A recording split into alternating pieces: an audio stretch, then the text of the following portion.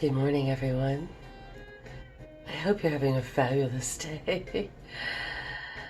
I took precious few photographs when I lived in New York in the kind of 80s, 90s. Part of the 80s, part of the 90s. But I fell in love with this Blake Business School sign. I only walked by this place once and happened to have a camera with me. It was quite rare. We were not allowed to have cameras down on Wall Street, so I usually just wasn't able to bring one around. But anyway, this really does not sum up New York. It was, but it was like a funny street, right? And, Olympia at that time was a lot prettier. We didn't have Tent City, and it was this kind of Trustafarian thing going on. And I'd been enrolled at the Evergreen State College, so why on earth did I leave that sort of playpen for this hardcore place? Right after I snapped the pic, the guy in the white coat, and I loved his white lab coat, it was hilarious, sat and sold crack to a bunch of kids walking by that are out of frame. There was like a school right next to this. There was some kind of empty lot. What's the difference, right? It's a smooth jazz morning. Where am I going with all this? Yeah, I had people seriously wondering, what are you doing living there when you were living in that smooth, cool town of Olympia? And it's interesting, I came across, quite by accident a few days ago, this totally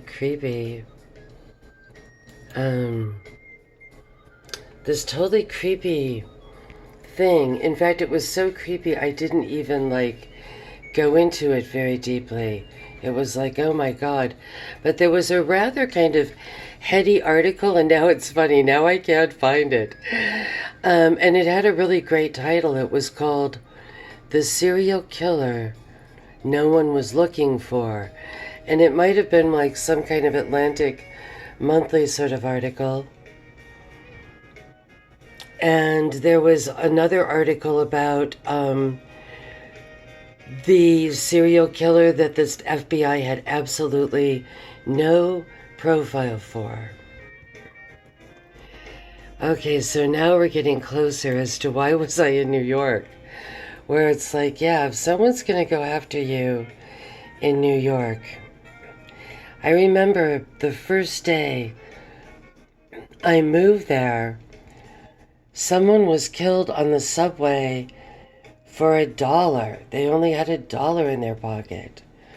But you knew why they were killed. Someone wanted to, smoke crack, and they wanted that $1 for the crack.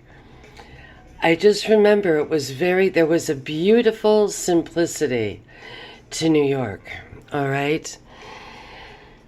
This guy was, like I said, the FBI said they had no profile for him. And they have profiles for different people, the BTK guy who, is dad by day and serial killer by night, and, in the church, or Ted Bundy who's charming, and, so there are definitely, they're not all this person grew up in juvenile detention or something for their whole life or whatever. That they do have, a series of profiles, but they had nothing even remotely like this. And once again, this was the serial killer that no one was looking for. He wasn't even on the radar. I had a fabulous teacher who was murdered, and it was horrible, and they did like a Dateline thing on him. When I looked him up, I didn't even know about those things. But this person popped up, and creepily, instead of being it like my film teacher who was a victim, this person was the murderer. And I swear to God, when I looked at him, I was like, oh my God, that person is so familiar. Like, I know who that person is. And it was like, I know that person from Olympia. But it's like, I don't know them, but they were like around. Olympia is so weird that way. You know, people are just around. And when I first kind of was sort of back here in the late 90s, there were just a lot of these weird organizations around. And so that would just sort of draw people to them. I don't even know if that's still kind of like a thing anymore. I can't look at that person anymore. I have to look at my little Blake Business College people. But he was like partially like, he was basically a social justice warrior who'd gone to the military as well, who had both. And I've met a few like that. And it's kind of creepy because you've got like this social justice warrior thing going on with the kind of the competence added of being in the military. They called him this, they had no profile on him at all. He was from like a nice family. You know, they never could figure out any kind of anger issues he had, or any abuse, or just anything. Or even he had a job at the macaw reservation, and they said the macaw are just completely freaked out and really quiet about it because he was like a good employee, you know, the kind of model person, which of course there have been, you know, there's always the kind of the model person who turns out to be the killer, but I guess it was weirder than that. He had no type. Everything was just like weirdly random. He had little weird kits buried all around the US, like just in case he had this need. It seemed like he was just really bored all the time. There's a picture of him just yawning. But to me, he almost just really summed it up. I know I've seen him, and then when I looked him up, you know, because it just sort of said randomly, you know, serial killer, I didn't know where he was from. And he was, I think, from Northern California, but spent a lot of time, like I said, he worked for the macaw reservation and was in the Olympia area a lot. He was all over the U.S.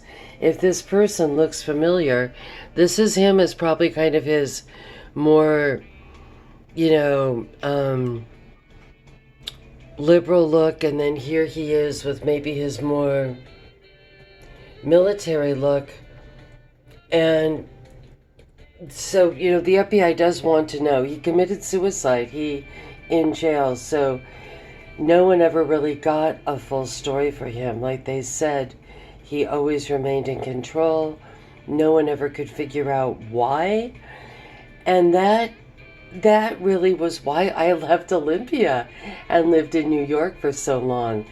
Because you'd come up across these people.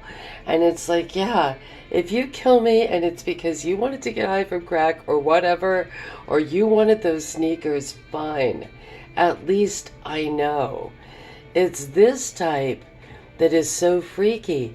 And this is kind of what you deal with on a daily level here, all the time.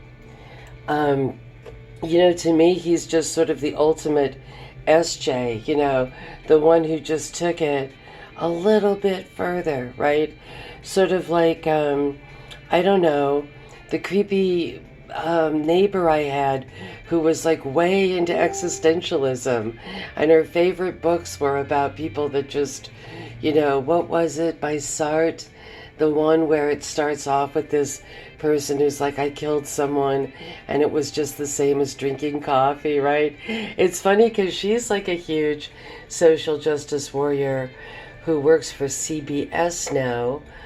and her father was like this Masonic doctor, and very kind of famous, like the head of whatever he was, cystic fibrosis.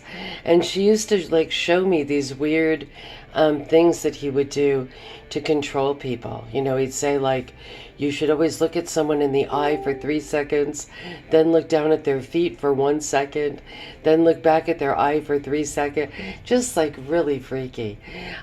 So yeah, it's like, I'll take this guy any day over, what is it? Over this, right? Like, oh my God, they still don't know. And he had these like kids buried like in national parks all over the country. It's like, what is it with these hive mind social justice warriors? And I know I saw that awful mug all over Olympia. I was here at the same time, and it gives me the heebie-gajeebies, but they all do. Once again, I think that's what freaks me out. Not that he's different, but that he's the same. That they all have this weird, how is he any different from the Planned Parenthood people that are going around trying to get everyone to murder their baby in town? Yuck.